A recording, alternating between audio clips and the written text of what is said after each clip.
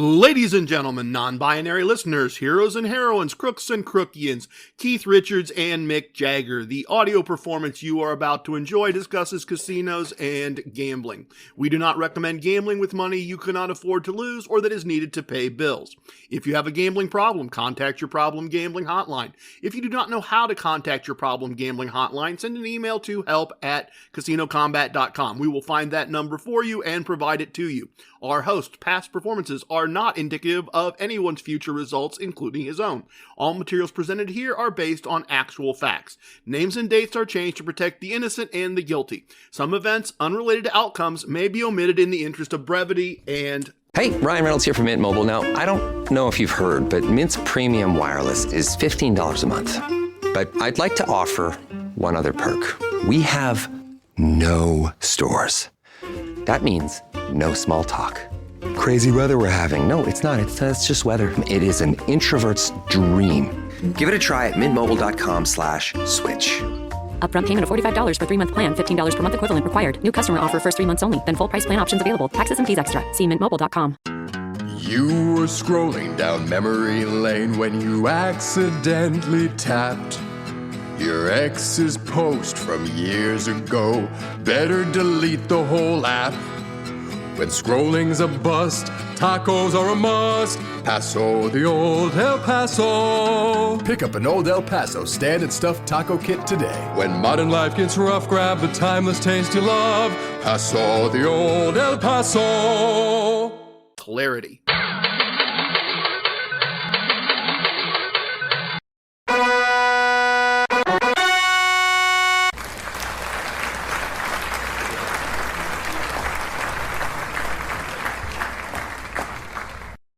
It's me, it's TRG. Please allow me to introduce myself. I'm a man of wealth and taste. Pleased to meet you. Hope you guess my name. But what's puzzling you is the nature of my game. Let me help you out. My name is the Ramblin Gambler, and the nature of my game is beating the game of casino gambling. So no tanks, no generals' ranks, no fighting 10 decades for the gods we made, no dead Kennedys. Oh... Sorry about that. That was an early draft.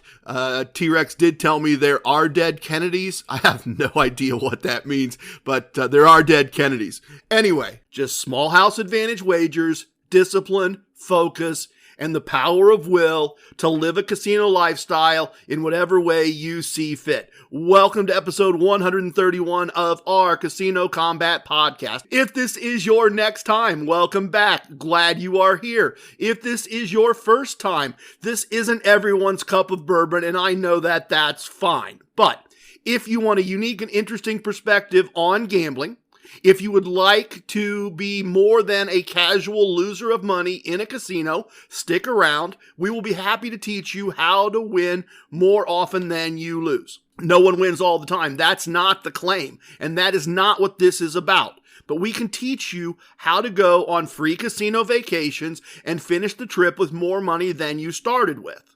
And I do mean we. Most episodes, you hear my voice. But there are many people out in the world doing what I've discussed, having similar results and reporting those results in the Casino Combat Squad Facebook group.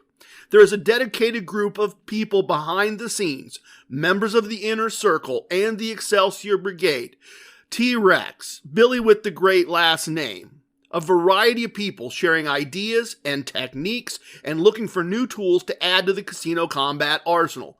Spell combat with a K. Check out the website, casinocombat.com. You will find links for our social media accounts and ways that you can follow us and materials you can download for free to assist you in learning how we play and what we play. There is even a free slot ebook called Casino Combat Slot Tactics that you can download to understand how we play slot machines and beat them almost every single month. And that's a claim backed by data. So they're available. Help yourself. Glad to share with you what we know and what we do. All right, what are we going to talk about today? What is the battle plan? Excelsior Brigade member Wrench is getting ready to head to Las Vegas for the first time, and he had some questions for me. So I'll do a Questions My Sons Ask segment and share my responses with all of you so that we can all perhaps learn from some very excellent questions. After that, we will share a moment of casino wisdom and discuss a brand new wisdom that plays off some things I'm experiencing locally, as well as Excelsior Brigade member Same Bet's experiences with a blackjack ante-game that he ran across. And that has prompted a new wisdom, both my experiences and his, and I'm going to share that wisdom with you today. After that, it's the results of 2 weeks of gambling in a results segment with a bit of travel thrown in for good measure. Nope, sorry about that. Sorry. I have another T-Rex note. T-Rex, you're killing me here with these notes after we did the script. But apparently, I am not doing a results segment. Apparently, I am doing a travel segment. I am sure there is a plan here in place that I'm just not aware of. But it's definitely going to be a travel segment. I am told, not a results segment.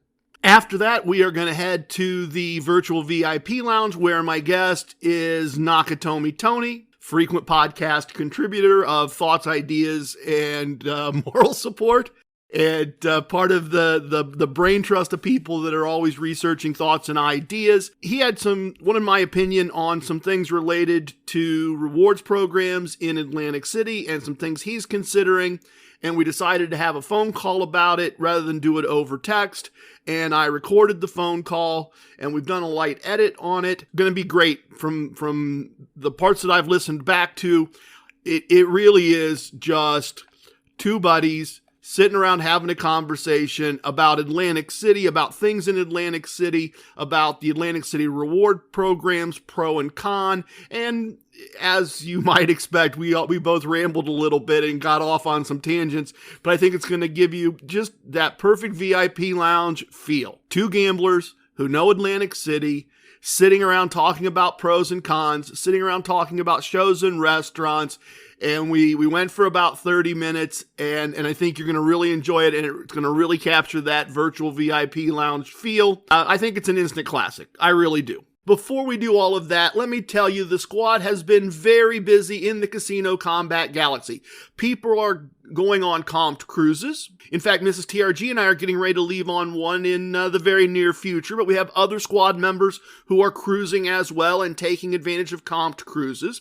People are going on date nights and winning money, and the Inner Circle and Excelsior Brigade are working with me to invent new strategies and additions to the casino combat arsenal. We are growing quickly, and that means new ideas and new opportunities for everyone. And part of that growth is big news. We have a new member of the Excelsior Brigade, that elite group of listeners who have taken the time to figure out the real-world name of my home casino, Casino 2, using the clues in the podcast. Our newest brigade member is Emerald Wanderer. EW lives on the West Coast, and when he is not hiking or enjoying baseball, he and his wife like to see live music, which often takes them to casinos. Part of that casino lifestyle is the entertainment that occurs in the casino. And as a result of enjoying live music, and that being where he often goes for live music, he decided to learn more about gambling, found our little corner of the interwebs, and decided there was value in my approach to wagering, bankroll calculations, and money management. This is one of my favorite things about doing this podcast, something I would not have predicted. And that is that every listener has an origin story, a story about how they found the podcast and why they decided to keep listening. Emerald Wanderer is listening to episodes in order and is currently around episode 80. So he is around 2 years in our past for those of you who have listened all the way through, and he's catching up quickly. I told him that when he got to our present, he would have plenty of friends eager to meet him. So welcome to the Excelsior Brigade, EW. We are so glad you decided to join our squad. The other thing I need to tell you about from the Casino Combat Galaxy is that I've played blackjack with our friendly neighborhood alien, Kient, a couple of additional times over the past 2 weeks. And if you have not heard about Kient, he was featured in the virtual VIP lounge in episode 130. And it's not that much of anything has changed with him. Every time I see him, he is still angry, still losing, and honestly losing sums of money that I can't fathom losing or being willing to put at risk. But what struck me as being worth sharing some more of is just, and this is not This is sad, but I think it's also informative. What struck me in playing with him additional times after doing the last episode is just what a broken player he is. He has been so very damaged by the game of blackjack that every time I see him, it's getting harder and harder for me to see any way for him to recover.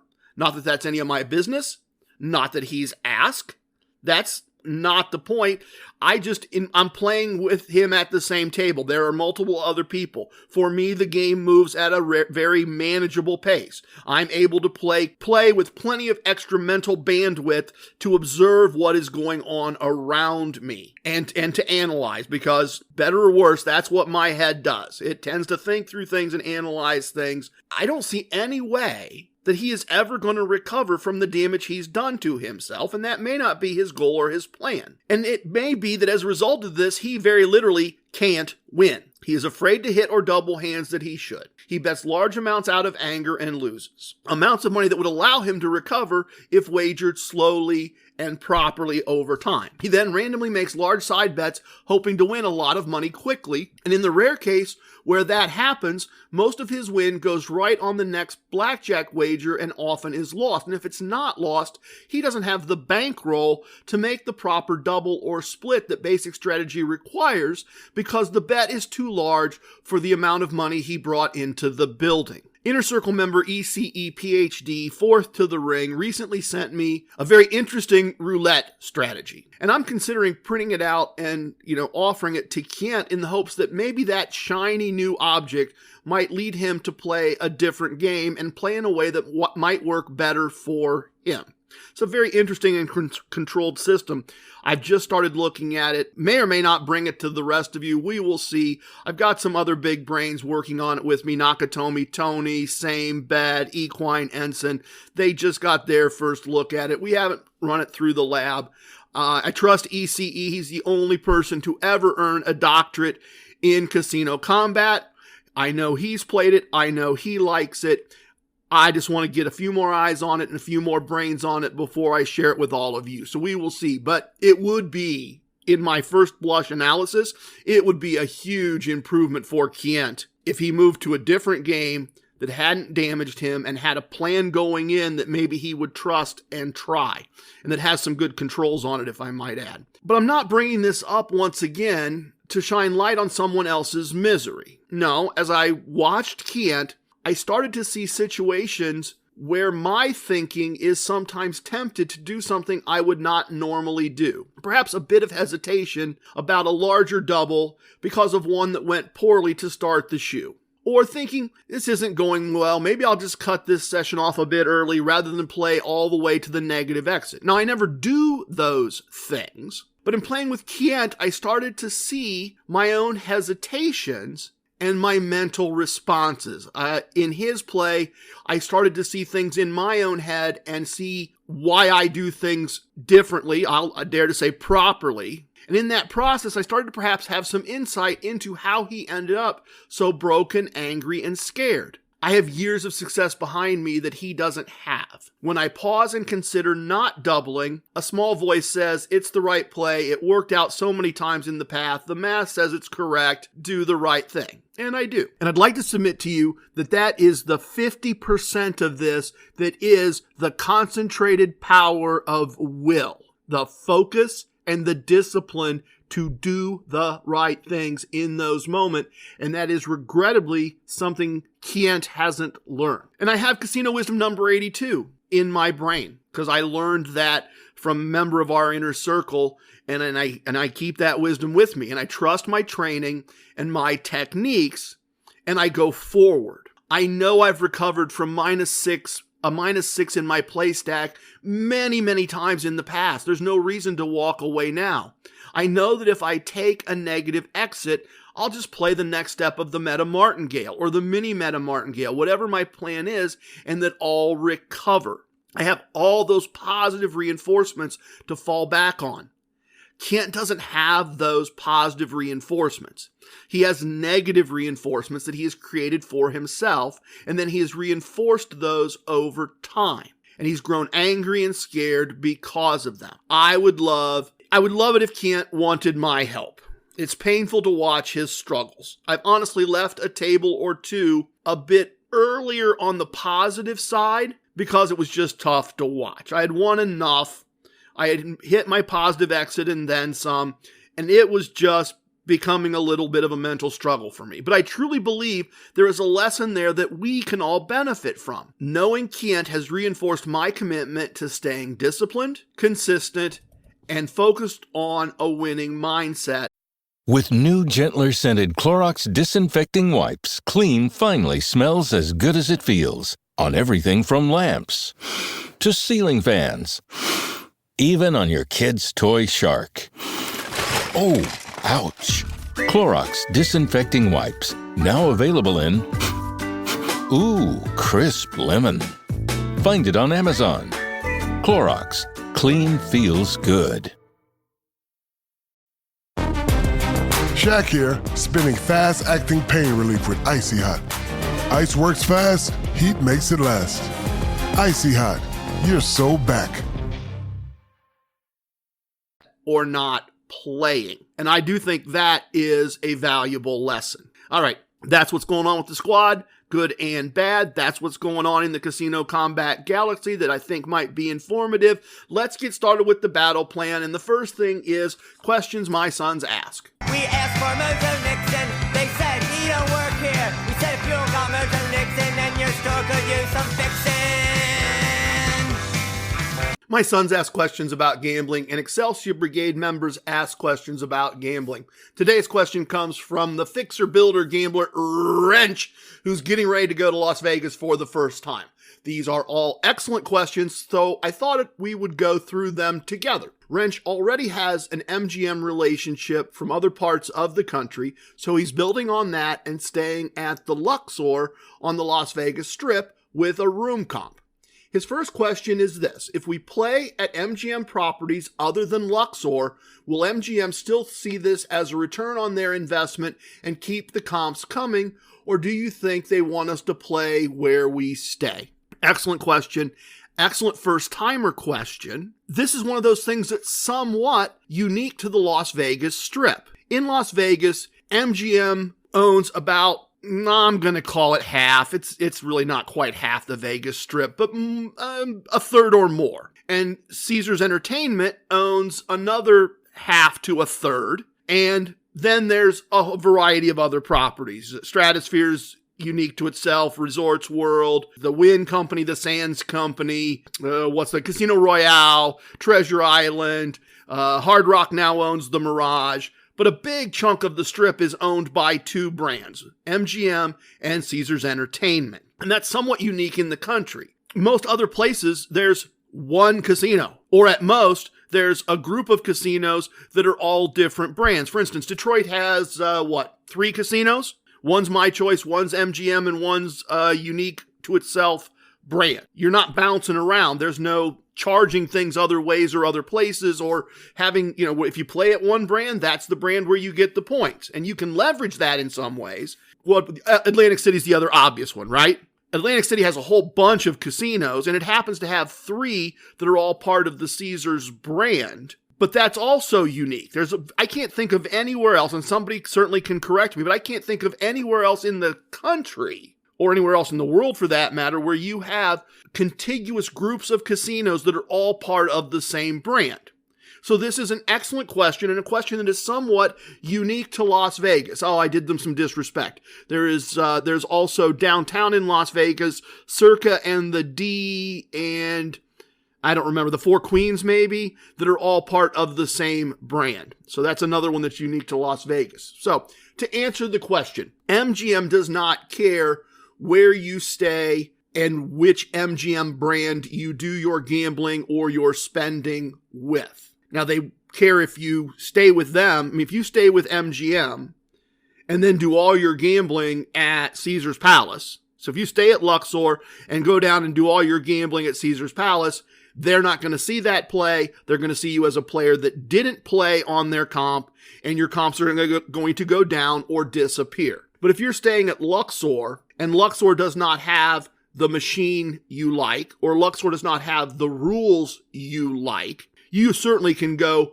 one direction to Mandalay Bay, and play, or go the other direction to Excalibur or New York, or Park MGM, or any of the other MGM properties. And as long as you're using your MGM card, your comps for the next stay on the Strip in Las Vegas are going to remain the same. If your play is at the level they expected, they're going to see that play and not care which building it was in as long as it's their building.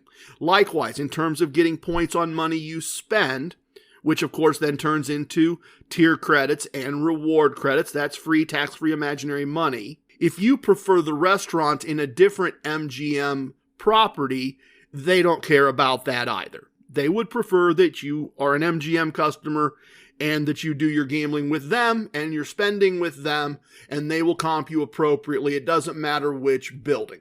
So, excellent question there.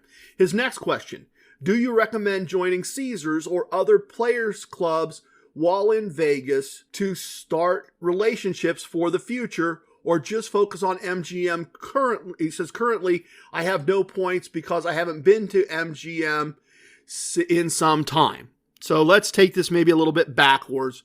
What he's saying there is he currently doesn't have any MGM points because he hasn't played at MGM since the start of the new rewards year, which was the end of January. And that certainly is reasonable, right? I mean, we're not that far from the end of January. It's only been 6 weeks, 7 weeks, something like that. It's only been a few weeks. It's reasonable that someone with a busy life has not been back to their property. That's not going to be a negative on him. He's just providing some context, and I'm trying to fill it out here a little bit. So that's his situation. I told him it's somewhat difficult for me to recommend building relationships with other parts of the Vegas Strip at this time if you are primarily a blackjack player. And we're going to get to this more in just a minute, but it's tough for me to recommend Caesars when the last time I was there, I found one table at one of their 8 properties that had a limit I was comfortable with and that my wife was comfortable with, and that table and limit existed for a 3 to 5 hour block weekday. One table at limits we were comfortable with and a 3 to 2 payout. The other things, the things with the lower limits were 6 to 5. I don't play it. I refuse. It quadruples the house's advantage, or hundreds of dollars per hand, and that's certainly not where my wife is comfortable. So it's hard for me to say, oh yeah, Caesars. You could do Treasure Island. Treasure Island has good tables and limits. You could do Hard Rock, which is to say Mirage. Last time I was there, they had a set of 4 or 5 tables almost all day, every day, that were limits I was comfortable with and rules that I liked. I really do like that property. So Mirage would be another one to consider, and would be a relationship worth building, because they're unifying their reward system finally, that would open up Cincinnati, that would open up Atlantic City, that would open up several places in Florida. I'm not sure about the one in Biloxi, and if anybody knows, email me. I'm not sure about Biloxi, because Biloxi is a Hard Rock, but it's owned by Bally's. So I don't know if they unified that one with the rest of the reward system. That's an interesting question that I'm having right now as I'm talking through this. So it's difficult for me to recommend other places on the Strip as a good value from a relationship building blackjack point of view. I would generally think focusing on MGM, because that's where the existing relationship would make the most sense. That's where your comps are coming from. That would make the most sense. And then the other brand that I've been recommending more and more is the D and Circa Downtown. Great rules, great old school approach to gambling. And by old school, I mean like 6 years ago on the Strip, is what the Circa and the D remind me of. And a good value and reasonable limit. So that is the other brand in Vegas that I feel very comfortable recommending at this point in time, February of 2024. That's another good one. The final question was, and this is an excellent one as well, do you have any recommendations on where to play the cheapest 3 to 2 blackjack at MGM properties? My research shows that Luxor's only 3-2 tables are in high limit, starting at $100 minimum, which is above what I'm comfortable playing at, unless I have a very, very good reason to. So first up, my first reaction here, before we get to the actual question itself, my first reaction is this. This is smart play. This is not exactly planning around your promotions, but it's planning. It's researching beforehand and having a plan and sorting out what's going on. Finding out what the resort you're going to stay at is going to offer well before you get there and trying to figure out what your other options are. This is what a smart player, in my never so humble opinion, does. They don't just show up at the resort with whatever money they decided to bring and just make it up as they go and chase the newest bright shiny object. Oh, what about this? Oh, what about this? Oh, let's do this. Oh, what the heck? We've had a few beers. Let's just play here. These rules are horrible, but let's play anyway. So very smart member of our squad approaching this the right way. And here's what I know, and this was current the last time I was there, which was October, November? Right, yeah, October, right before the Grand Prix. We were there. And what we found was this. We found one table at New York, that was 3-2 all day, every day. We did not go to Mandalay Bay. We found nothing at Luxor. We found nothing, and this is below the $100 line. We found nothing at Luxor, nothing at Excalibur, somewhat understandably. One table all day, every day at New York. Had a lot of churn and a lot of demand. We sometimes had to wait a little while to get a seat. Nothing too horrible. And we usually held seats for extended runs once we were there. So we had some good results. Across the street, just right across the street at Park MGM, usually during the day, they had one, sometimes two tables at a $25 level that paid 3-2. Those did sometimes, if it got busy at night, get up to as much as $50. Where else? Nothing at MGM Grand. Bellagio. To our surprise, Bellagio did offer a couple continuous shuffle 3-2 games during the day. They weren't shoe games, but they were continuous shuffle games. And that was about it from the MGM point of view. Not a huge amount of selection. The question was MGM specific, so let's leave it. And I think I've answered that one. So great question. Absolutely an excellent question. All three of those. Really appreciate our Excelsior Brigade member sending those in. Hope he has a great trip. Looking forward to hearing about it once he gets back. All right. The next thing we are going to do is a moment of casino wisdom. Going to the volcanoes, seen them on PBS. After cookies bacon tonight on PBS.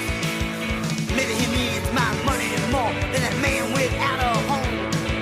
Wants to make a documentary on footwear they can roam. There are some exceptions, but generally speaking, for the most part, casino wisdoms take knowledge or information that myself and other people have learned about casinos or about gamblers, and then provides an action to be taken if and when a particular situation occurs. And sometimes the situation is very specific, and sometimes the situation is very generic. But we have a new casino wisdom today, and it is a little more generic. It is going to take a little more knowledge on the part of the player to recognize when to apply this wisdom. But I have this new wisdom for you, and I think I'm going to back into this one. I think I'm going to talk first about the events that made me need to learn this wisdom, or allowed me perhaps to be wise enough to perceive this wisdom. And so I'm going to start there and share it with all of you. But I'm going to show you the situations first, and then we'll do the wisdom itself. And there's a common thing that happens to all gamblers from time to time. You arrive to a casino and something isn't right. Maybe it's a casino you've never been to before, or maybe it's an old favorite and things have changed. But some aspect of things isn't as expected or as you might prefer. So let me give you some examples. Excelsior Brigade member, YouTube star of the YouTube channel by the same name, same bet, went to a new casino. We talked about this a few episodes back. And the blackjack rules included a per hand ante of 50 cents. And we did the math on that. And we saw that it really is an amount of money that makes it difficult for us to win as players, and it would have caught me by surprise. It is a classic example of something not being right, something not as expected. Most people, if they've been playing blackjack for a while, don't expect an ante per hand. Now, I've been educated now as to why that particular state does that, and the reasons behind it. It's interesting, but it makes it an unbeatable environment unless we're playing at least $100 a hand. So that's a great example of walking into a place you don't know, things not being right, and going, yuck, not what I was expecting. Another example of this would be that things do change. My local casino is an excellent example of this right now. A couple of things are different. They added 3 more craps tables to the end of the craps and 3-2 blackjack pit. Why does that matter? Because in doing that, they shortened the space between each of the 4 blackjack tables. So that means that getting into and out of the first and last positions, the general best position is to play at a blackjack table, or preferred, maybe best is the wrong word. The seats many of us prefer is difficult. And it's difficult if there are already people there, and the back of one chair, and if you're not familiar with blackjack pits, I understand this may be a little hard to visualize, but as the result of tightening, shortening, reducing the distance between the 2 physical tables, when you put normal adult men in the last position of one table and the first position of another table, the backs of the chairs end up pushing into each other. So anytime person 1 moves at one table, person 2 at the next table is being bumped around. So it's hard to get in. If one person's a big person and they push their chair way back, you better be a little small person to even try to wedge yourself into that seat. And if you do, anytime they move, you're going to move. Is it a game breaker? No. But when things aren't going your way and constantly your seat is being bumped and moved, it can really get to you. No, check that. It can really get to me. Maybe you are a stoic blackjack warrior and you can handle this just fine, but I'm not a fan. And I actually said to Captain Courageous, I said, hey, I'm here every day. Am I allowed to put in work orders? He says, I don't think you are. What would you like me to put a work order in for? And I said, somebody off hours needs to space all these tables back out and take a little room off the aisle at the end by the Buddha statue because they added the craps tables. And he looked at me and he goes, I know, right? Nobody wants to listen. Nobody wants to pay for the time now to fix what they broke when they so he knew it. He was aware too. He'd seen it. The next part of what's changed is that for whatever reason, they used to open 2 pits of 3-2 blackjack and then 1 pit of stupid 6-5 low limit blackjack. But they used to open 2 pits every Monday through Friday, morning and afternoon, and then more in the evening of 3-2 blackjack. 8 tables. Every table has 5 spots. That's 40 spots. And particularly the back 4 tables farthest from the exit were always a little lighter in the number of people playing. That makes sense. Civilians, tourists, they walk in, they walk past the slot machines, they walk past the bar, they go to the players club, they get a card, they walk out, they see blackjack, they sit down. If you don't need to go to the players club and you know the layout of the place, a lot of us would just go further to the back, find a spot with the 2 or 3 people, usually people we knew, and we'd have a nice game. So now they're not opening that second pit anymore. So it's the pit right by the entrance, and the inventory of 40 seats is now an inventory of 20 seats. And as I said, those seats are all packed on top of each other. So we don't have enough inventory most days. I'm standing and waiting, sometimes 15, 20, even as much as 30 minutes to get a seat. It's like we're back in the pandemic lockdown and doing social distancing. Every table's got somebody waiting. It's a fight to get a seat. When you get a seat, you don't really want to give it up because if you do, you're going to wait another 20, 30 minutes. I think it may time to start doing some traveling a little bit more. Not sure. Got to change something. Maybe it's just time to take days off And if there isn't a promotion, anyway, I'm getting ahead of myself. I really am. The point is, for the purposes of this segment, my local casino has become a lot less playable. And as a result, I need to recognize things, and I need to recognize that. Could be other things. Nakatomi Tony set out the other day he was going to go play a craps system that he and Same Bet and Equine Ensign have been working with, workshopping, playing through. Shows up at the casino he intends to play at, got his bankroll, ready to go. He's in Atlantic City. It's off season. Walks up to the only craps table that's open at the Hard Rock on this particular weekday morning. And it's a crapsless craps table, which means there isn't a don't pass bet and there isn't a don't come bet. It's a crapsless craps table. And it's the only table that's open. And the strategy that he's been workshopping and planning and bankroll planning for and is prepared to play on this particular morning requires that you make don't pass and don't come bets. It's integral to the strategy. So what does he do? He goes next door to Resorts Casino, finds a table that does meet his needs, and he plays there instead. So the thing not right, as we're seeing here for both Nakatomi Tony and myself, can be time of day. It can be that at the particular casino you're at, things are lightly staffed because of the day of the week or the time of day. And that can work the other way. The last time we were in Biloxi, I forget how they told me we're supposed to say that. Anyway, we flew in on a Harris charter. We go get some dinner. We go downstairs to play. And Harris, for some reason, only has one blackjack table open. So we wait, and we wait, and we wait. And we decide this is ridiculous. We came down here to play. We came to have fun, not to stand with 3 or 4 other people hoping to get one of 6 seats.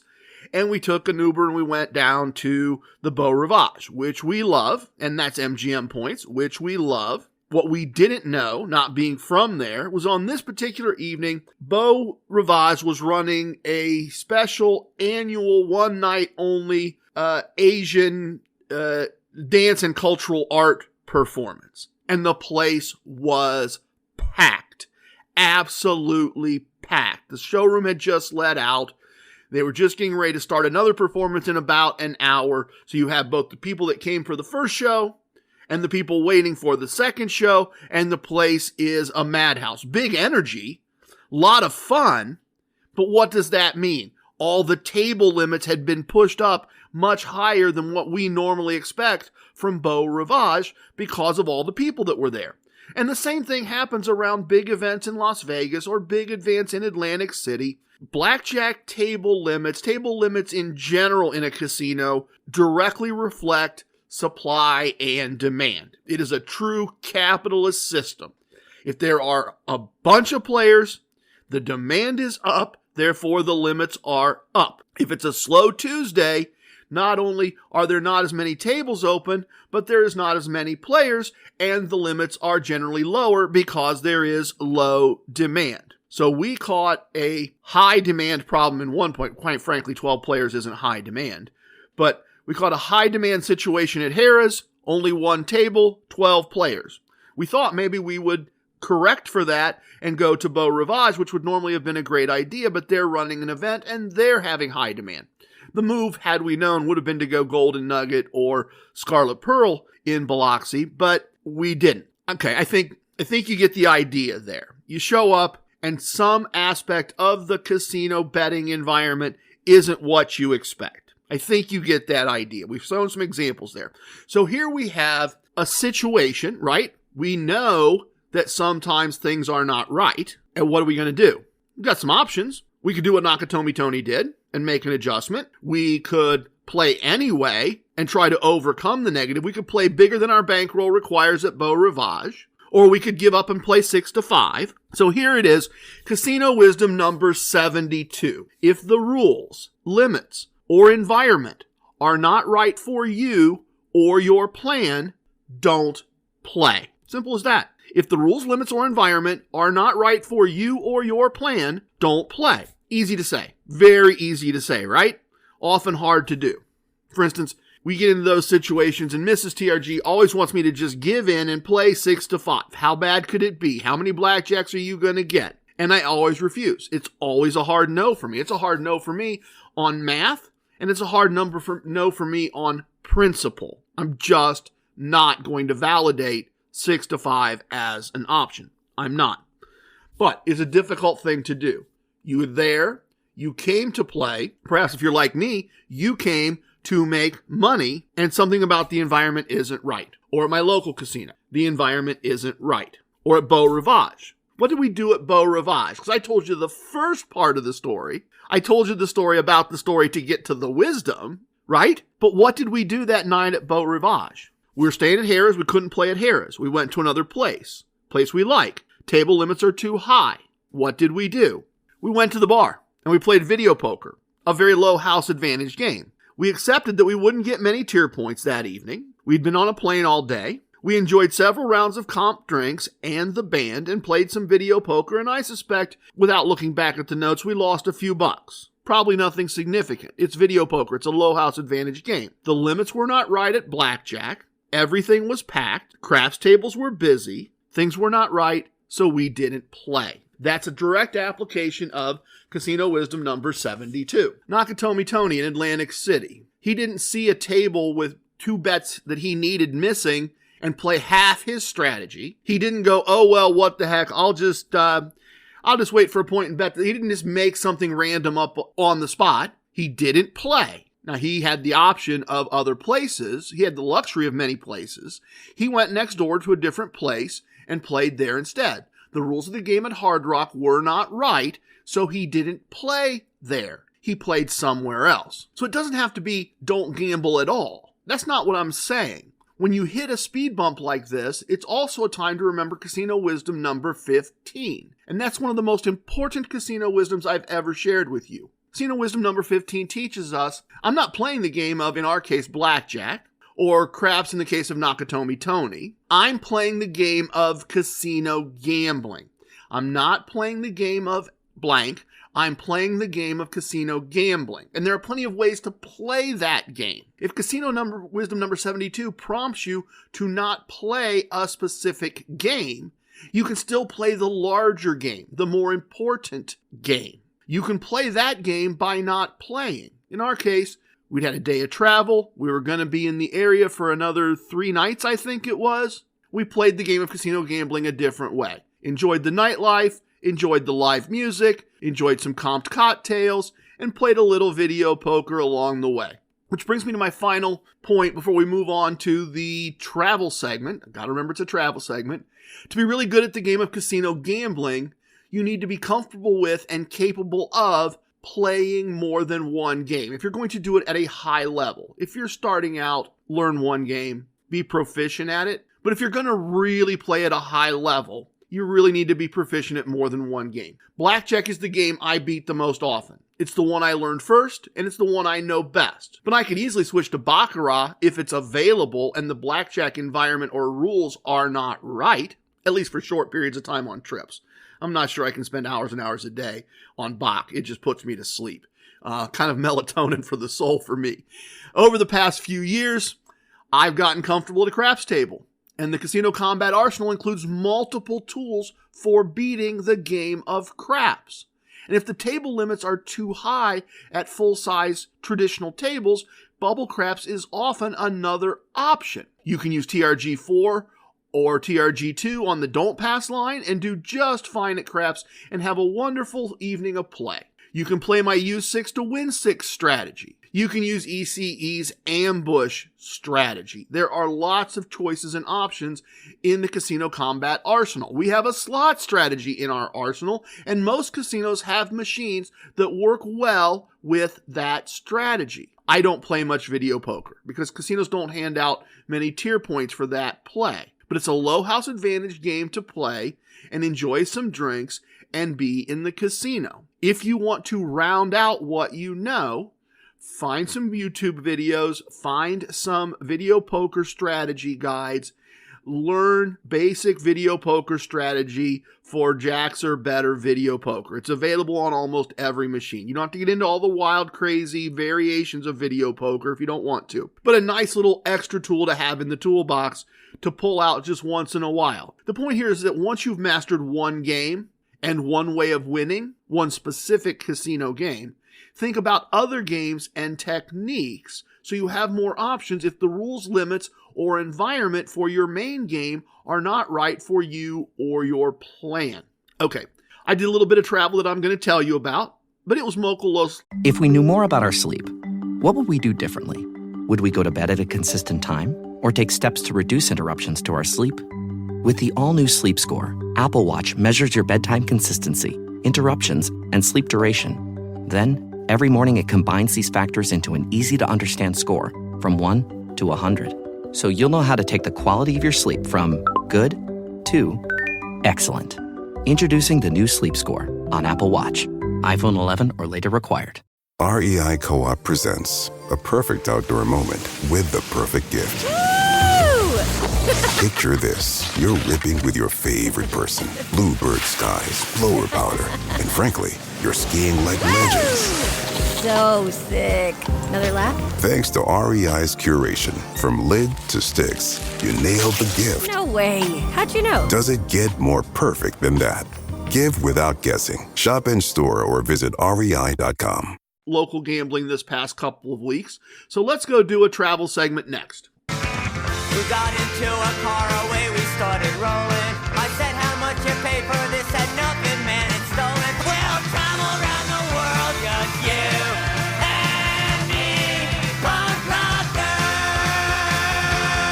In episode 130, I told you I spent the first week of the month just trying to put points on the board, take small wins, and move on every day just playing locally. The next 2 weeks were a bit different, but in ways that I think will be useful and will be illustrative of some of the things we've talked about already in this episode. So let's pull up the spreadsheet, and we're going to just once again take a walk through the notes, kind of look through things, try to pull up the highlights, give you a little more. I used to give you very detailed looks because I was only playing infrequently. And then we reached some longer time spans. I didn't want to be repetitive. But I do think we're going to go through a phase now once again with some smaller timelines that I'm going to try to give you some more ups and downs. I've gotten to know a lot of you better. You've gotten to know me a lot better. So we'll kind of take a look at things together. I started out with back-to-back just boring days. There's nothing particular in the notes.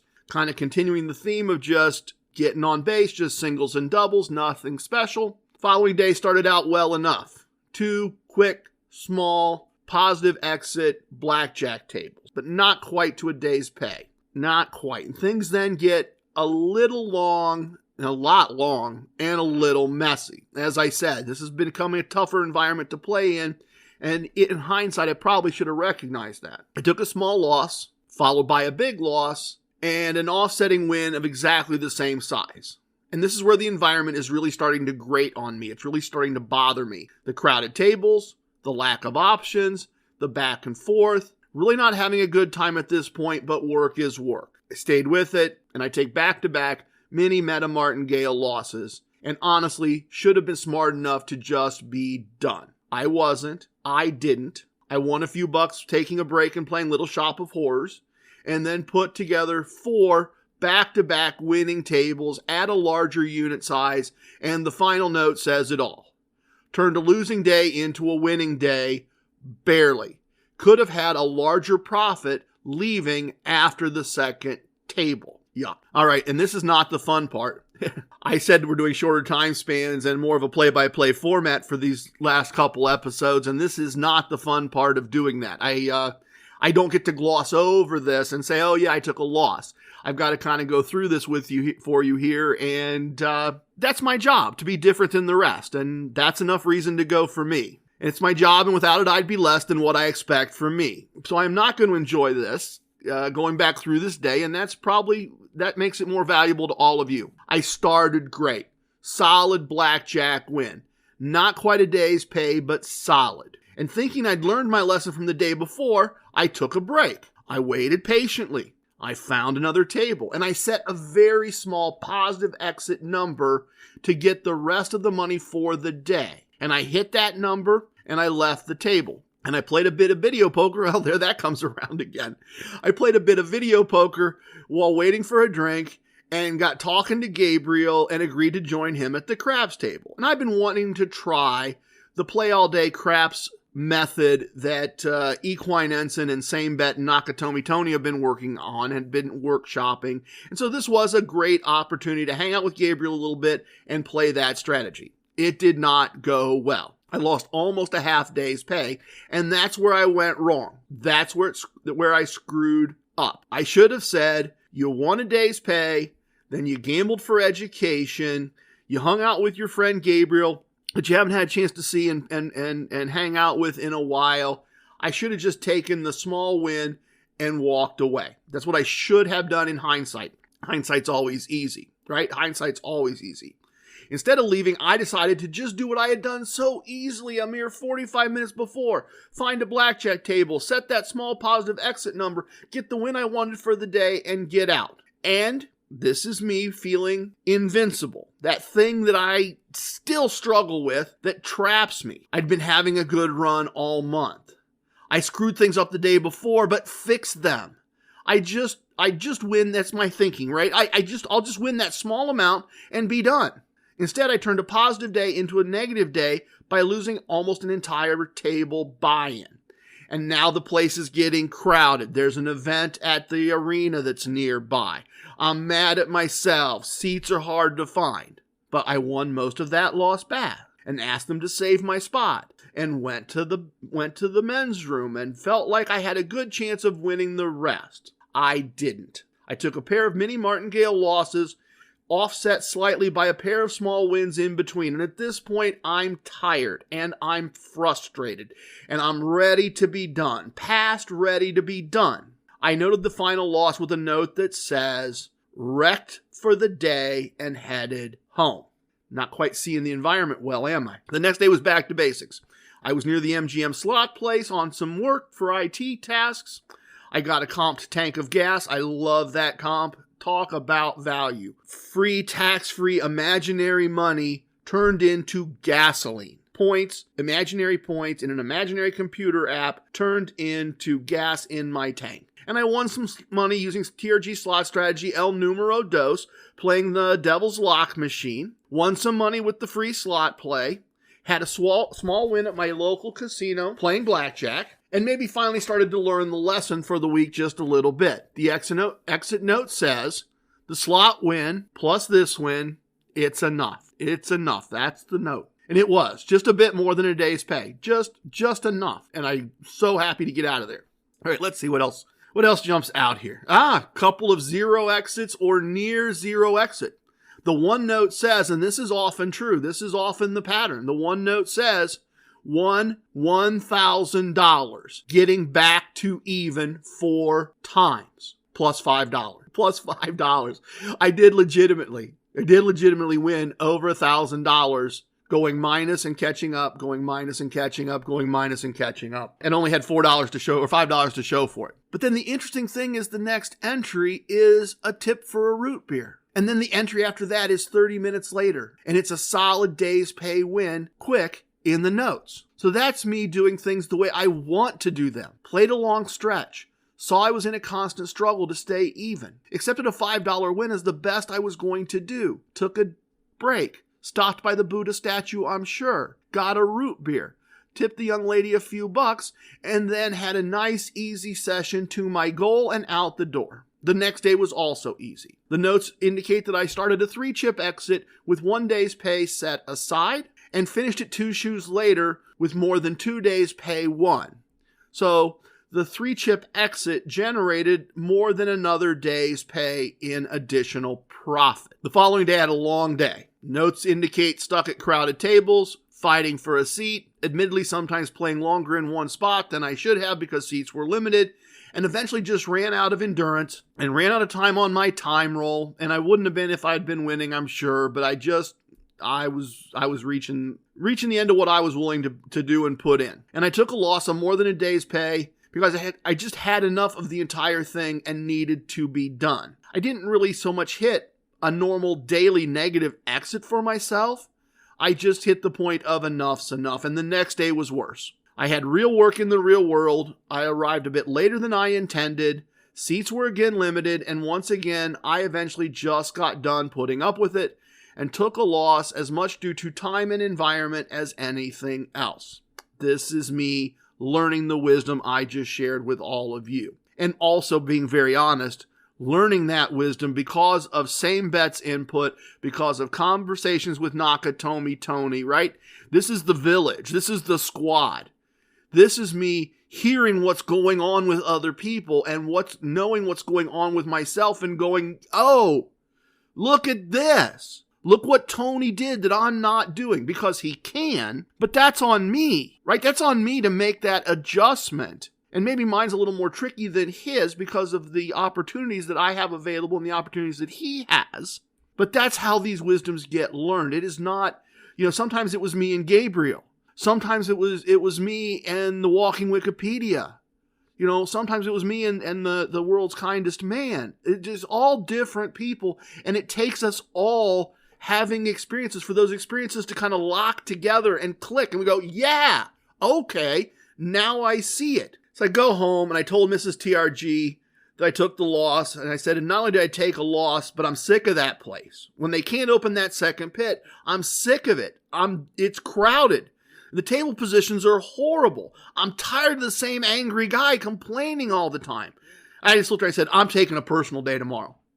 I'm calling in. I'm taking a personal day. I'm taking a day off. There's no promotions tomorrow.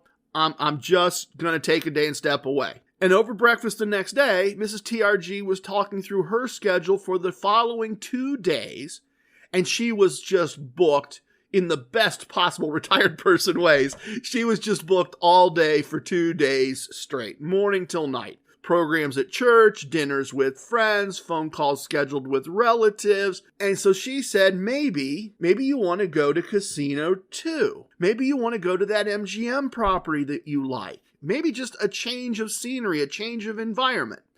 And I was kind of a grumpy monkey, and I just kind of told her, oh, I'll look at the comps. I'll see, maybe. It was a great idea. I had a great 1-bedroom, 1.5 bath executive corner suite comp available at the MGM property 2.5 hours north and west of our home, where I would also receive a wok. It's a pan for cooking stuff, I guess.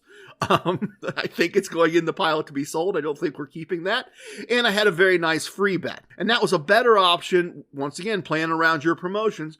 I had a room comp at my home casino, Casino 2, but the free bet was small and the room wasn't as nice. And I value MGM points more than I enjoy or prioritize. That's the better word, not enjoy, but I prioritize MGM points over than my choice / Penn Gaming points at this current time.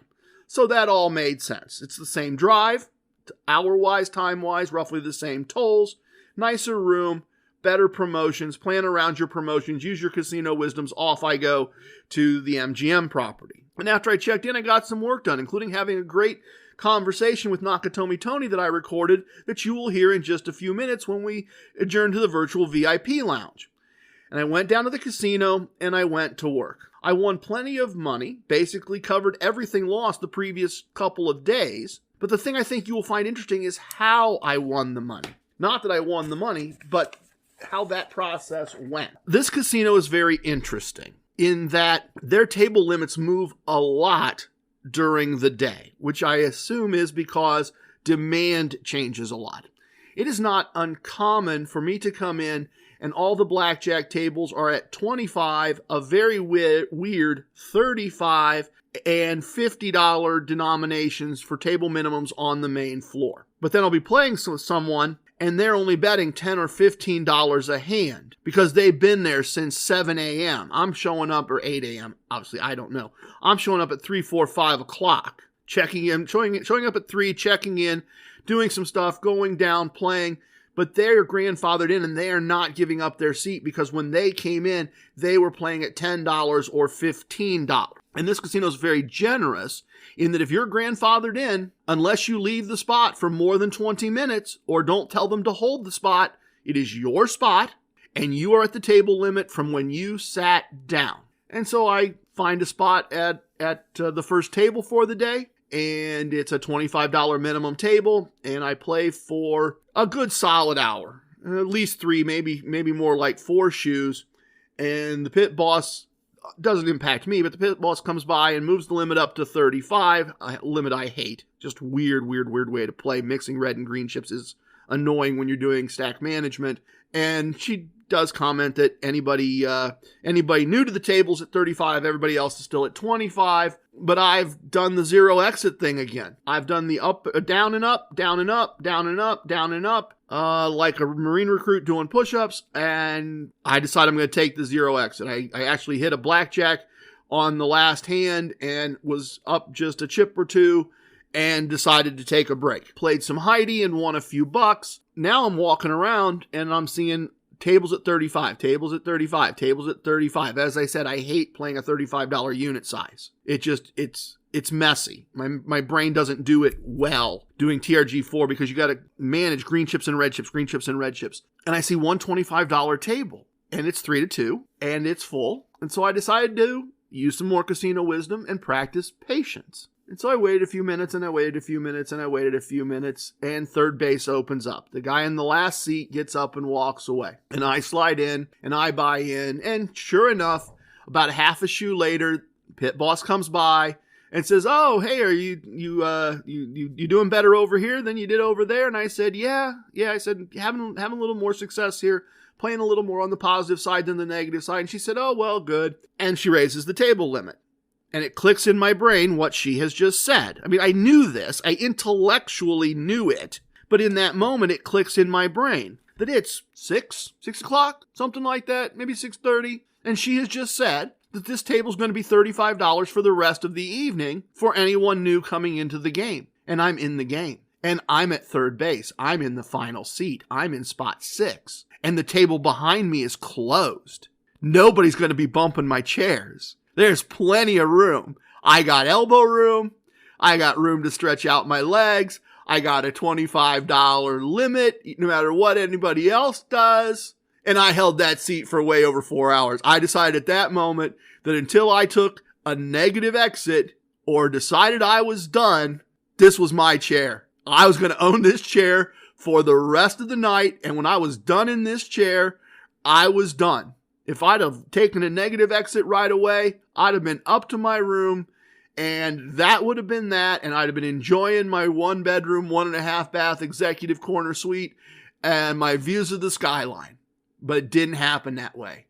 Well over 4 hours, well past when I probably should have been done because I got in sync with the waitress, and we got on the same page when she started her shift about 9 o'clock. It was just many positive exits. A bathroom or phone call break, hold my spot, watch my watch, make sure I'm not away from the table for more than 15 minutes because the limit's 20, and then right back at it.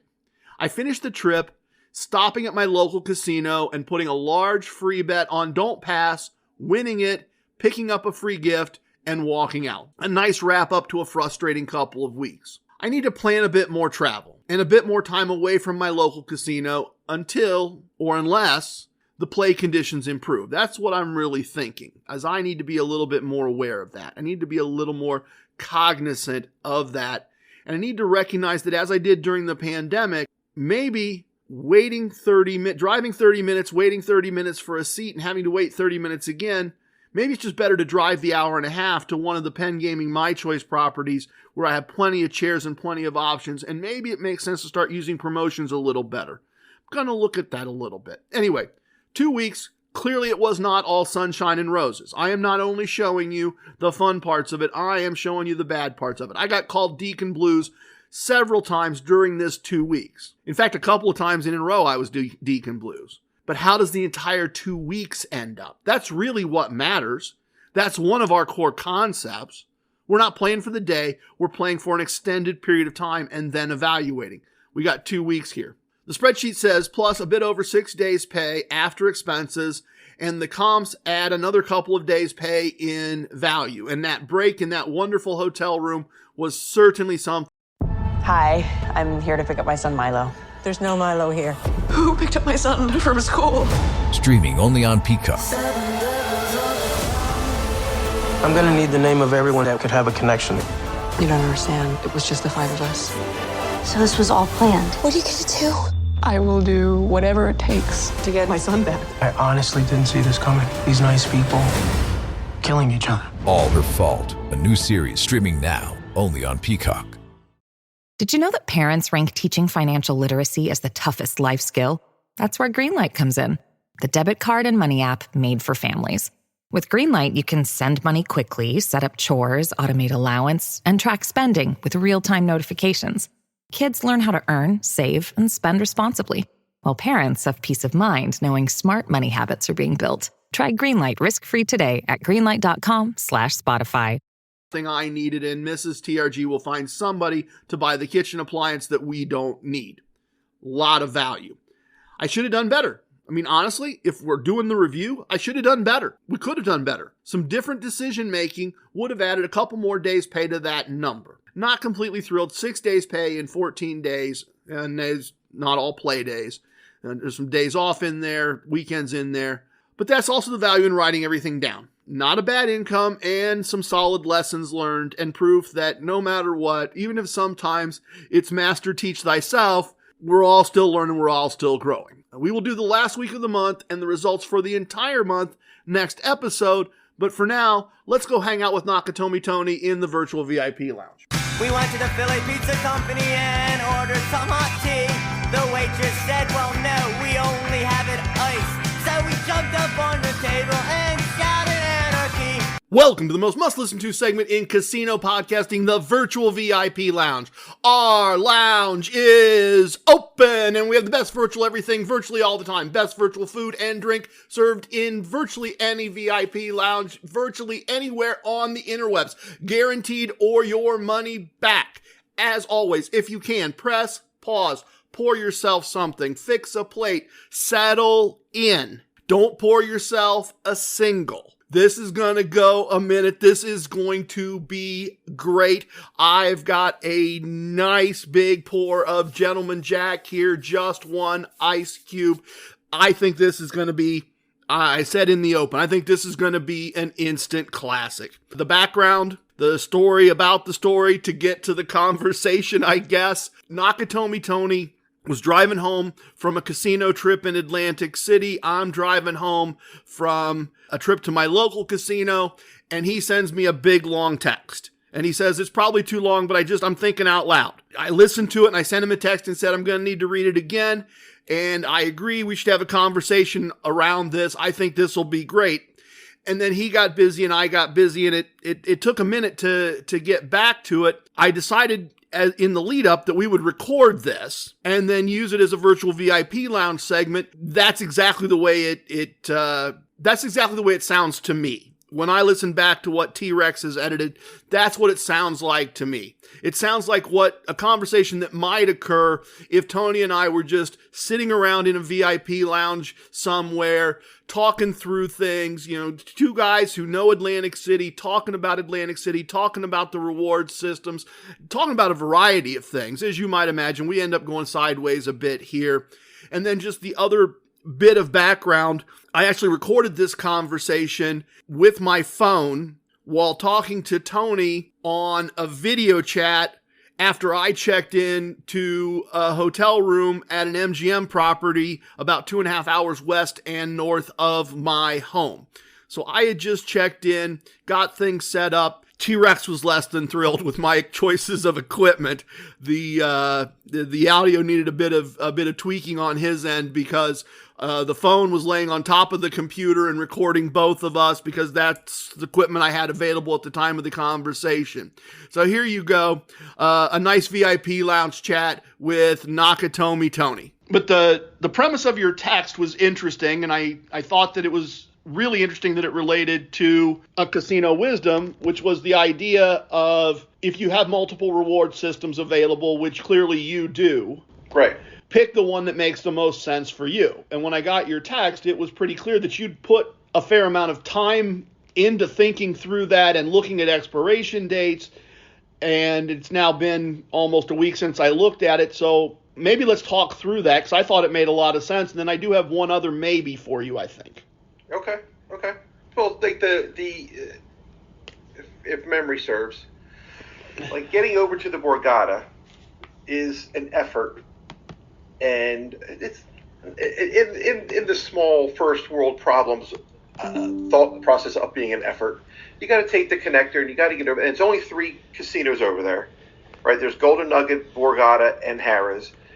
You're pretty much locked into one unless you want to get on a jitney or drive to another casino in the Marina District of Atlantic City, right? You can walk, but it's ill-advised, let's put it that way, right? To walk, both for traffic safety and for personal safety. It's ill-advised to walk.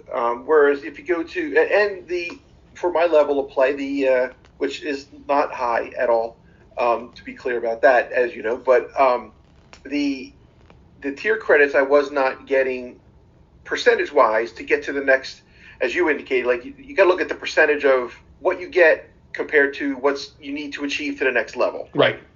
So I think I calculated it roughly that when I played at the Ocean, it was 5% of the tier credit versus 1% at the Borgata. So apples to apples, it's kind of not worth it for me to go to the Borgata. I like the Borgata, and they have sent me offers, free play and a comped room, but of course I'm only at the base level, the Sapphire or whatever the first level is. Right, Sapphire sounds right. Yeah. So I'm still paying resort fees. You know what I mean? Right. The parking is exactly the same. It's $5 for, at least right now in where are we in February, almost March, right? Yep. So I'm sure that'll jump up in the summertime, but also like even the base tier at Ocean is, as long as you have the card, it's $5 to park. You know what I mean? So whether it's the normies are paying $15, I'm paying $5. Right. And the next tier up is free parking at the Ocean. So the Ocean, the only downside to what you referenced before is the Ocean's reset is in July. So am I going to make it to the next tier come July? Probably not. But that's more just education and information that I have to remember come July. All right, maybe that's what I want to hit, and the Ocean being, yes, it's down at the end of the boardwalk, but you got the Hard Rock right next door, which is 10-minute walk. Right. You know what I mean? Yep. So I just think that I'm going to try to focus on Ocean and Hard Rock because I think that they're smaller organizations in the sense that they might be more generous with offers and comps and things like that. We'll see. I haven't been to the Hard Rock since they transitioned over to the Unity. Unity. Yep. Yeah, so I haven't been there yet. That might happen next week. So we'll see. But that's what I was thinking. Like I'm driving home from Atlanta, and that's why I was voice texting you. And on the ride home, I'm like, this is what just talking out loud. Right. Talking out loud and figuring it out. I mean, it's worth it to at least try that. You know what I mean? What's the worst that can happen? Yeah. You change your mind and do something different. Not the end of the world. Right. Yeah. I think you have the advantage there that Ocean is arguably the nicest property on the boardwalk. I agree with that. And that. in the conversation to be the nicest property in Atlantic City, I think we can argue about, or just we can have the conversation around that or Borgata in terms of the nicest. But I see that reflected online pretty consistently. It's pretty much a shared opinion, but certainly on the boardwalk. And then in your plan, you have the advantage that you have the 2 newest properties on the boardwalk. Ocean, the most recently built, and Hard Rock, former Taj Mahal, the most recently fully renovated, and rather completely renovated. So, I mean, those things make sense. You have a Hard Rock affiliation with Las Vegas in the form of the Mirage, which is a nice add-on piece to have. It's a nice plus, definitely. Yeah. So I think that makes a lot of sense. All the pieces fit. And certainly the idea of the same amount of play moves you up 5% in the Ocean reward system toward the next level and less than 1% in the MGM system. That also makes a tremendous amount of sense. Right. The only and I'm always a fan of can I create a cluster of casinos where I can take advantage of multiple promotions during the same time window. And sometimes you can and sometimes you can't. Right. And that would be my only other perhaps tactical observation, you might want to explore light slot play at resorts. I haven't been to resorts, when I say I haven't been to resorts, I've been to resorts, 30 years ago. Right. But I haven't been to resorts very recently at all. So, that might be something in my future, because is that the next one down from I almost said Taj Mahal. Right. Next one down from Hard Rock? There's literally a walkway between the two of them. Are there? Okay. Off the top of my head, I don't know the sequence, but sure. I know there is a indoor walkway between Hard Rock and resorts. Oh, perfect. Well, then that's perfect. And my observation is we stop in resorts a couple times a year, and literally every month I get a calendar, and right. every month, almost every single day of the calendar, there is something I'm being given. I get the calendar from Ocean, so I'm familiar with that kind of flyer. Yeah. So that is definitely something that I would. It just seems like resorts gives the fewest points per play of any of the places we go in Atlantic City. Right. But for a minimal amount of play, they give us more comps than anywhere in Atlantic City. Gotcha. It's literally stop in this day and we'll give you a blender and, $15 of free slot play. Come back the next day and we'll give you a $15 food comp and another $40 free bet. Right. And come back the next day and we'll give you a bottle of wine. And so I got you. they and I think that's them as the oldest property on the boardwalk that skews toward an older crowd, trying to give locals a reason to come back. Sure. Frequently. It's a good business model in that regard. You know what I mean? Yes. To get people in the door. So as you move from Ocean to Hard Rock, you might want to try to make it a pair, a triplet, not a pair. Yeah, that's very, very valid. And see because even if all you do is stop in and get the bottle of wine this time, and then stop in and add the free play to a little money and play a slot machine, as long as anytime you're walking by, you can stop in and get something, even if it's, they have a nice little Italian fast serve place there. You can just stop in and get a slice and a cannoli on them. Yeah, exactly. No, Resorts was on my radar. I just haven't been there in forever, and for no reason, just haven't been there. Yep. I mean, it's got a very, and I mean this in the best way, it's got a very old-timey feel. Right. The red fringe lamps over the tables in the casino, and they've leaned into their age, so to speak. Yeah, in a lot of ways, it reminds me of the Cromwell in Vegas, across from Caesar's Palace, which has that old school low ceiling, low lights, where Ocean is big and tall and airy and bright, and Hard Rock is chromes and blacks and flashy kind of. They're more the old school gambling den that almost looks a little shady. But that's cool. I think I find that aesthetic cool. I'll definitely have to check that out then. That's something that I would like to see. Well, and I think the big thing there, as I was saying, is they tend to be giving out things on a regular basis, and those things can add up. Sure. And so certainly I wouldn't walk past them and not try to be on their radar for encouraging you to come back. Yeah, I mean, like I said, I don't want to say avoided. I haven't gone there for no reason other than just haven't gone there. Well, and I didn't know about the walkway though. That's attractive. You know what I mean? That makes things easier. Yep. Well, and we went years ago because they were doing something tier matching. Okay. And we have several casinos that we call booty call casinos. They're not brands that we have a big relationship. Like Casino One is that way. We don't have a big relationship with them. They're not part of anything national, but they're so small and so in the middle of nowhere. Resorts isn't that. Resorts is just competing against big players. Right. But our amount of play, even though we never really move up in their reward system, we always have comped nights. If we don't know where, if we're looking and this casino won't comp us and this casino won't comp us, and we're just looking to get away as a couple, one text message, they're happy to comp us. That'll do. Yeah, well, and that works in our case, Resorts fits there. We had comps we wanted to use for a block of 3 nights at Borgata. And we had comps we wanted to use for a block of 3 nights at Tropicana. And nobody except Resorts wanted to give us Saturday. So we checked out of Borgata on Friday, or on Saturday morning, checked into Resorts on Saturday night, had a lovely Saturday evening there, played there all night, checked out the next day, and moved down to Tropicana. And without that, we'd have been paying for a night someplace. Right. You know, still, we're getting that. We're getting every month, you know, we've both got 2 or 3 comped nights. We could almost check in for 5 nights if we really wanted to. Crazy. Yeah, that's cool. And I'm not sure. I will say this about Borgata, and maybe it was just coincidental, but I received an email yesterday about a pre-sale for a comedian, Tom Papa, the comedian. Pre-sale started today. So my wife and I both like him. He's funny.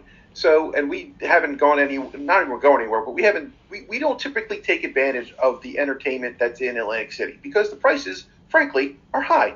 You know, they're just expensive. Things are expensive these days. Right. Period. Right. Yep. So I said to her last night, I said, listen, I'm going to look at the tickets tomorrow, and if they're reasonable, we're going to go to this show. It's a Friday night, 9 o'clock at Borgata. She's like, okay. Well, I logged on this morning. They were $55 a piece. I was like, sold. Right. 7th row. There you go. You know what I mean? I was like, we're going. And that's just the way. So I called her. She's like, how much were tickets? I said, after everything was $145. She said, each? I said, no, total. Oh. She's like, that's great. I was like, yeah. So we're looking, and that's in July, but we're looking forward to that. You know what I mean? But again, totally coincidental. I'm sure that Borgata is the one who sent it to me, but whatever. I took advantage of it. Well, and we often get comps for comedy shows there on Thursday night that are just 3 random comedians. Yeah, random people, right? Right, and local usually, but we often get and have. I don't think we've ever come out of there and gone, oh, that wasn't worth the 80 minutes we spent. Right, exactly. And then the other thing I'll say is they routinely book a burlesque show that they'll comp us that's old school burlesque with comedians and plate spinners and you know that that kind of stuff. Right. And that's consistently good. And we consistently get those comped.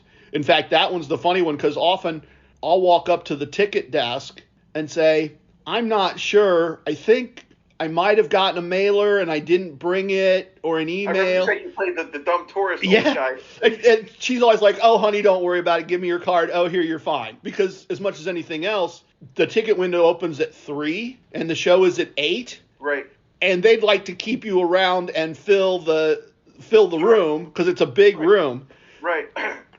So you may find that Borgata gives you reasons to swing back once in a while, if nothing else, with your wife. Listen, they're taking advantage of me. I'm taking advantage of them. Right. But it's a symbiotic relationship. Which is what it's supposed to be, which means nobody's really taking advantage of anybody as long as we're all aware. That's right. Yeah, for sure. Cool. No, I think that's I can't think of anything else. I mean, I don't see, for instance, why would Bally's make more sense than Hard Rock? It doesn't. Mm-hmm. Why would Bally's make more sense than Ocean? It really doesn't, right? You can make the case that Caesars is national, right? But that's the only, like, okay. Well, and you know, I mean, as we've all seen, like, the Caesars is, since the takeover, has really gone downhill. I mean, all they're doing is taking away stuff and adding stuff that costs money. Right. I mean, right. Like Caesars Atlantic City has put a lot of money into renovating rooms. They've added the hotel within a hotel, Nobu. Oh, right. They've added Hell's Kitchen, but those are just opportunities to spend more money. Those are not programs that benefit us. There's no real value in that regard. Yeah, and I think consistently you see, my experience and online, Caesars AC is a tough place to get a meal without really spending. I mean, if you just get up in the morning and want a quick breakfast, you're probably going over to Bally's to Dunkin' Donuts. You know, I mean, that's a horrible, right? If you just want to grab a sandwich, you're likewise probably going over to Johnny Rockets at Bally's. So it's hard. Tropicana is not that way. Tropicana has a lot of great food choices and a lot of great entertainment choices. But the value of those properties is the national brand, and the national brand is pulling back on what it does for people. Right here, you. Yeah, no, I'm hard pressed to think of what other strategy would make more sense the way you've laid it out. Especially given the now I know that the walkway between Hard Rock and resorts. I mean, there's a nice little cluster of 3 casinos right next to each other. You know, I mean that's a no-brainer really. And they're not high end, but they're not low end. You know what I mean?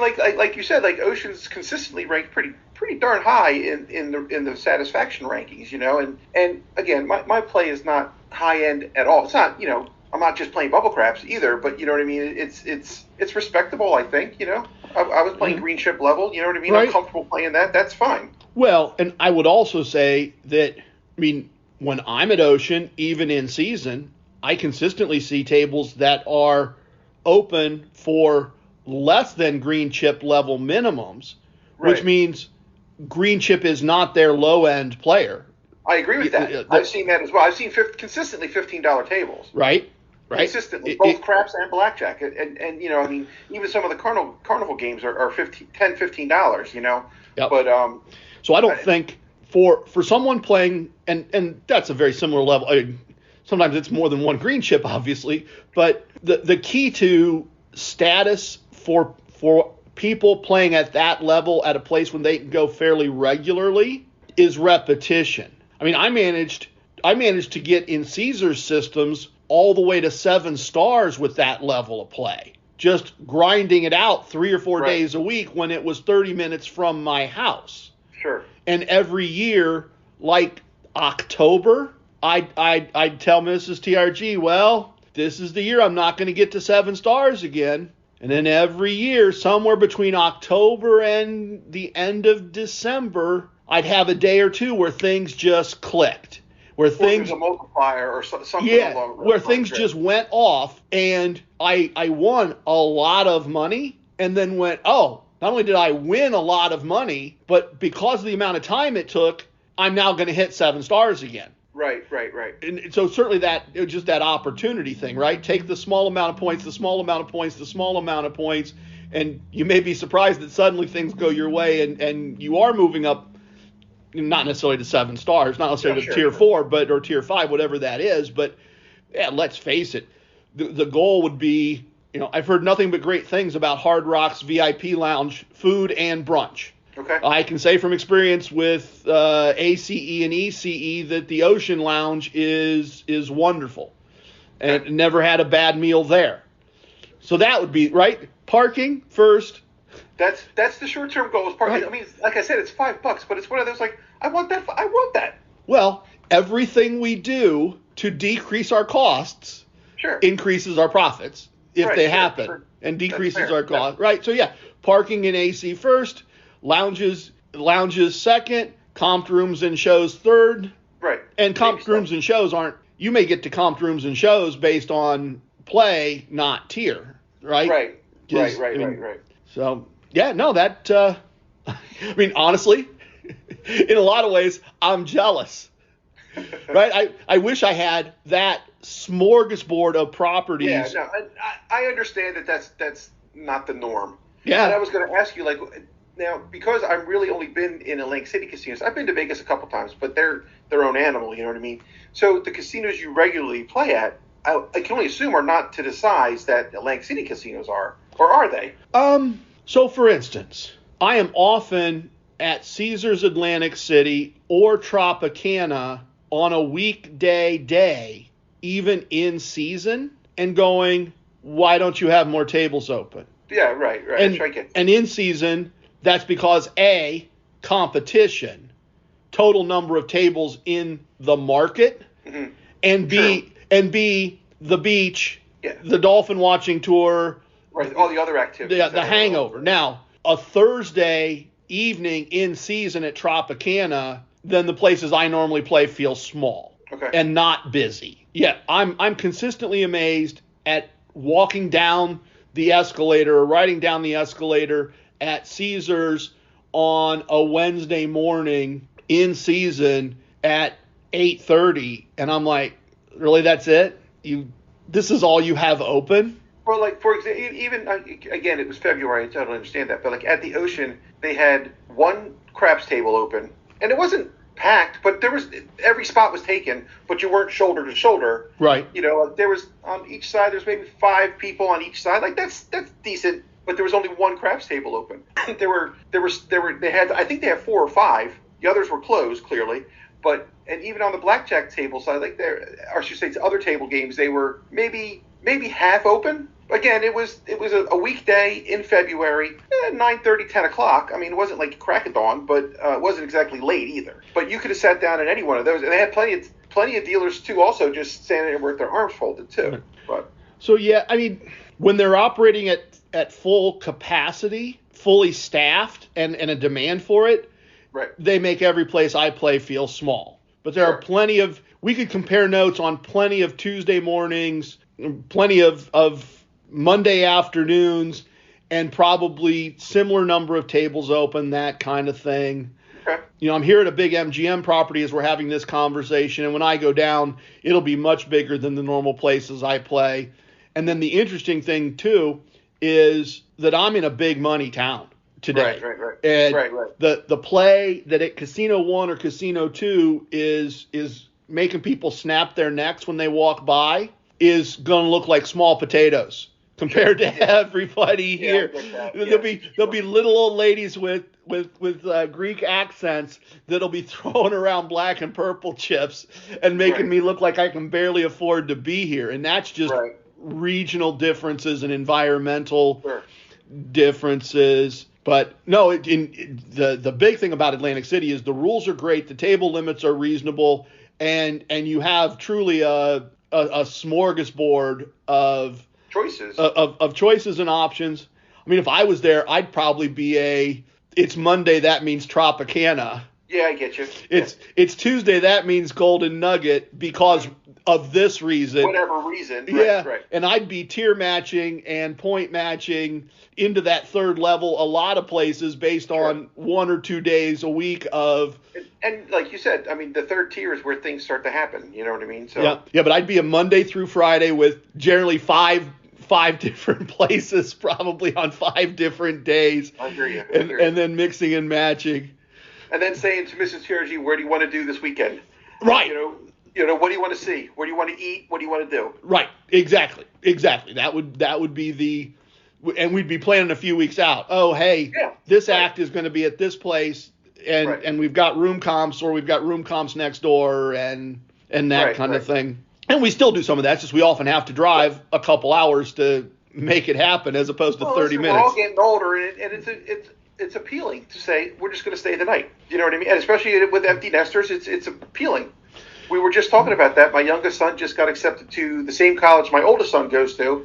So in September, we just have the dog. You know what I mean? So we've talked about that. Like, we can just go in the middle of the week and go do something wherever you want to go. Yep. Which is one of the reasons why I looked at Borgata, because it's the MGM property, and there's an MGM in National Harbor, Maryland. I was trying to link all that together. But I don't have a problem paying for a room to go. You know what I mean? It doesn't mean I'm not going to go there still. Right. You know what I mean? So, and actually, if we go down to Maryland and I play there, the offers might be better than they were in Atlantic City. Oh, probably because they've got to pull you a larger distance. Yep. Yeah, I'm out of market. So it might be better off to do that. So. Well, and the other thing that I'm always very aware of is I don't want the worry, not even about me. You know, I'm pretty comfortable that for the most part I make good choices around alcohol and driving. And that doesn't mean I won't go, I'm fine, I haven't had a drink in a couple hours. That doesn't mean, and so I know I'm fine, I know I've made good choices. That doesn't then also mean that someone isn't going to hit me. Right, and the police officer isn't going to say, oh, well, you just admitted that you were drinking earlier tonight, and you're telling me you hadn't had a drink for 2 hours, but that's what everybody says on the side of the road. Let's walk you through the process. If I've got to get out and drive, then I really do want to be careful, and that's the same thing, right? I'd rather just spend the night and not have that concern. Right, and especially when you're not talking a 30-minute ride. Like, because I'm about 30 minutes from Atlantic, so it's not a 30-minute. If you're driving 2.5, 3, 4 hours, that's a significant distance. Right. And then you're going, okay, let's go to dinner. Right. Let's have a root beer, and then let's get on the road because it's still going to be 9:30 at night when you get home. And Exactly. much rather spend the night, stay up late, sleep in a little, get brunch, pick up the next free thing. Right? It starts at 11. We can't leave until 11. Right. Yeah. Let's check the bags and let's wait for it to be 11 o'clock and get the next free. Exactly. Exactly. Every Funny time. because maybe 6 months ago, a friend of mine who I used to work with, who's now retired, he's like, "You want to go to Ocean? They have that bingo." I was like, "Sure." It's a $30,000. It's all free play, but you get like $500 free play if you win a game. It's free to. I'm sure everybody knows it's free to participate at this, but you just have to RSVP to it. So I was like, "Well, I don't have a card." He's like, "Well, I'll get you in the first one because you can bring a guest." Oh, okay. You could bring one guest, and his wife wasn't going, which is why he called me. So he's like, "But you get there, get the card, put a couple bucks, more than a couple bucks, but a couple bucks in a slot machine to be like, hey, look at me, and maybe you'll get the thing for next month." And we did. So we didn't win any bingo, but we've gone like 2 or 3 times. So that kind of that introduced me to Ocean, first of all. But that started the whole thing like, well, this isn't so bad. Like, I could take a day off of work, which I've done. I would take a day off of work, and we go to the casinos. We go to the White House subs at the Hard Rock. You know what I mean? And we have a sandwich, and then we come home, and we have a good time. We hang out. It's fine. So let me ask, because you would be someone who would know, whose opinion I would trust. Okay. I've heard that the White House subs at Hard Rock are not nearly as good as the White House subs at the original White House subs. That is accurate in my expertise. Okay. They're both good. Don't misunderstand me, but at the store is better than the one at the Hard Rock. Why? I don't know. They use the same bread. They use I don't know what it is, but it's okay. Have you ever been to the one? Have you ever been to the one on whatever street it's on? I have. Okay. I have, and so then it's real tiny. Oh, it is. It is. And you got to wait to get in. Yep. But it is better than the one at the Hard Rock. But let's be real, the one at the Hard Rock's not so bad. I don't know because I expected it to be expensive, and it was not as expensive as I thought it was going to be. See, I've always heard it. I've never been able to confirm it, and so I've always gone, I'm going to stay away. I'm going to skip the one at the Hard Rock. I would definitely go the one at the Hard Rock. All right. That's definitely something to I would definitely go. In fact, I will go again. You know what I mean? So well, now I know. Next time you're in Atlantic City, lunch is on me. All right. Well, there we go. That works too. But see, now that there is so much value in this conversation just to know that the rumor is both true and to be ignored. Yeah, right. There we go. That's excellent. Yeah, it's very good. Cool. It's very good. And you know what? That's casino lifestyle. Yeah. I'm gonna go. I'm gonna play some bingo, and I'm gonna have a great lunch, and I'm gonna hang out with somebody I like hanging out with, and maybe, just maybe, I'm gonna win $500 of free slot play. You just never know. Right. You never know. You're not gonna win it if you're not there. That you can't win the car from the couch. Exactly. Exactly. A wise man once told me that. Excellent. All right. Well, I think I'll let you get back to the rest of your day. All right. That was a lot of fun. Big thank you to Nakatomi Tony, both for the prompt and for the wide-ranging conversation and his willingness to let me put that out to the public and make it part of the podcast. I think there were lots of bits and pieces there for that serve a lot of purposes, right? Plan around your promotions. That's a casino wisdom.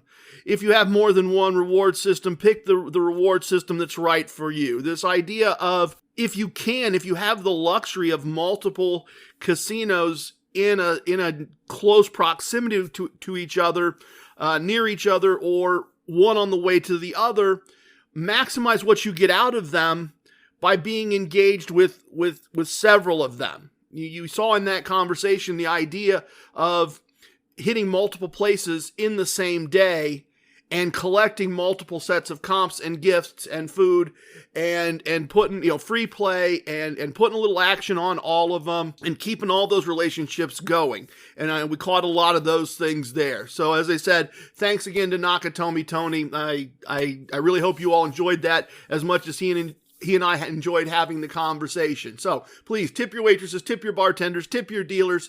If you have a host, tip your host. Don't tip away your wins. I have spoken. Everything you heard here is true from a certain point of view. In 10 years, we may find out I was wrong about all of this. It's time for leaving, and I hope you understand I was born a Ramblin' Man. Love it, hate it, it don't matter. Please share with your family and friends. Goodbye, everyone. Thank you so much for listening. Thank you so much for the gift of your time. And stick around. The best part of the podcast is next, the Casino Combat Blues.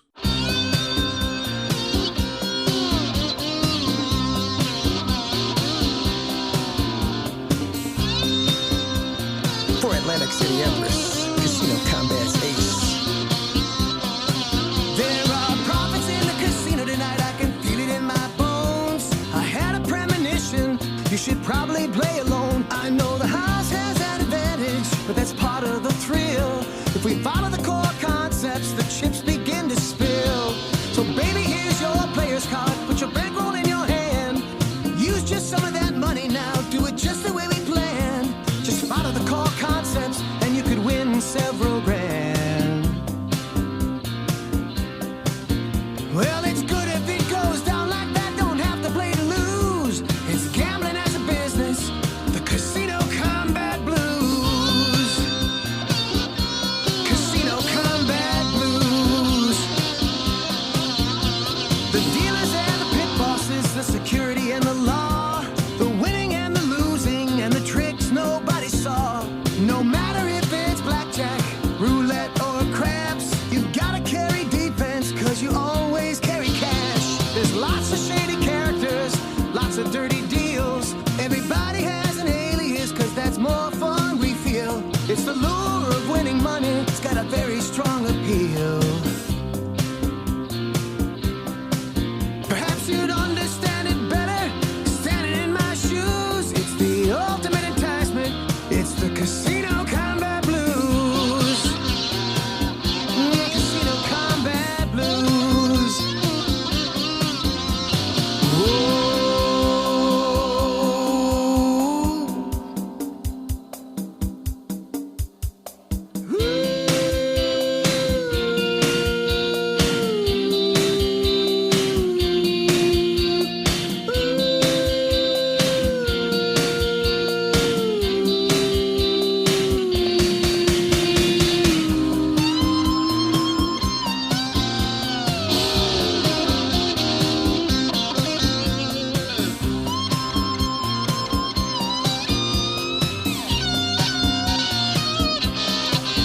You don't see it in the headlines, you don't hear it every day. No one's trying to stop us and we don't need to go away. We can gamble in Atlantic City, we can gamble in LA, we can gamble out in Vegas. I mean, we're here to stay. Gambling's propping up the budgets of folks like me and you. You ask any casino manager, he'll say there's nothing he can do. From the pockets of the casino, right down to me and you. Me and you.